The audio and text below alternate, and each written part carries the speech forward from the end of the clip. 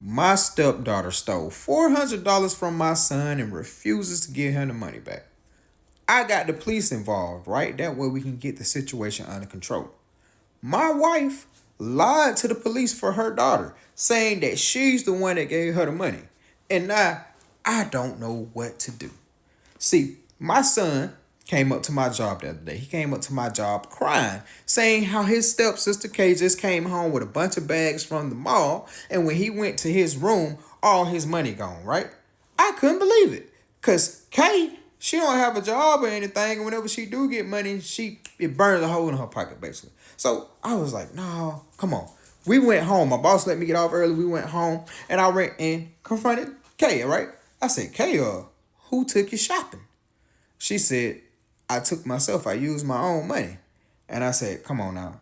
Just be honest with me. And then she said, mind your business. So me and her start going back and forth. Like, okay, what's going on? How you get the money? Blase, blase.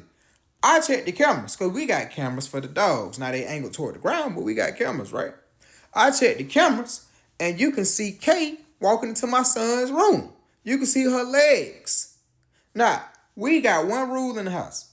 Don't go in each other's rooms. Everybody's entitled to their own privacy. Don't go in nobody's room, right? So I say, cut the crap. We got you on camera right here.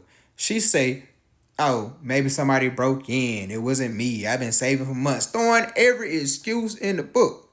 Finally, my wife comes home and she say that me and my son are jumping on her daughter. She say y'all jumping on her, teaming up on her. Blase, blase, trying to defend her daughter. I say, look, baby, look at the video. We got the video. Okay, going in Jay's room. We got the video of her going in the room and the money missing. Kay then says, why does he get to have all that money anyway? Well, my son works. He's been saving money, and it's an important event coming up that he's been saving the money for. See, my son had a best friend who passed away, and it's going to be his best friend's birthday. It's going to be his best friend's birthday, right? And that's going to be the first time that his best friend's father has been without his son on his birthday. So my son and some of his other friends have been saving up money to take the father on a trip somewhere. He lost his son. They want to take him on a trip somewhere. That way he ain't at home sad. Kids could be doing anything, saving money for a car, saving money for this, but he, saving money to try to do a good thing. So that's another reason why I'm mad. So I was like, he been saving money to get this done. Look, let's just go take the stuff back. We can return the stuff. My wife gonna say, returning the stuff would be embarrassing. I said, it'll be even more embarrassing when she gets arrested for stealing $400. She broke a cardinal rule in the house and she also stealing. I said, you know what? She 19 years old. She don't pay rent around here. She don't have a job. She's stealing. She can just go ahead and leave. She can get out. My wife gonna say if she has to leave, I'ma leave too. And I said, okay, look, this is what we can do. Either we can take the stuff back and get the money, or you can give my son the money that she stole, or you could just go ahead and give me your half of the rent. See, right now, I don't have enough money to give my son the whole $400 right back. I can pay his friends back in the what they put in, but I can't cover it all. But if you go ahead and give your portion, yeah, we'll figure something out. That way my son can get it taken care of, right? My wife packed the bag for her and her daughter, and I didn't stop her. I ain't want things to escalate to physical. I didn't stop her, and they left. They left to go wherever, right? So my son just here crushed, right? He was like, Dad, what do we do? And I'm like, I don't know what to do. So I was like, you know what? Let's call the police. I'm thinking in my head we can use the police as a scare tactic, right? We can use them as a scare tactic, kind of force them into, give them the stuff back or coming up with money, something, right?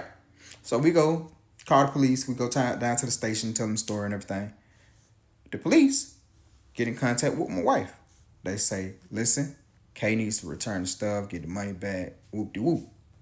My wife said, well, there's no proof that she took the money. She just went into his room, but she didn't take anything. I actually gave her the $400 that way she could go shopping.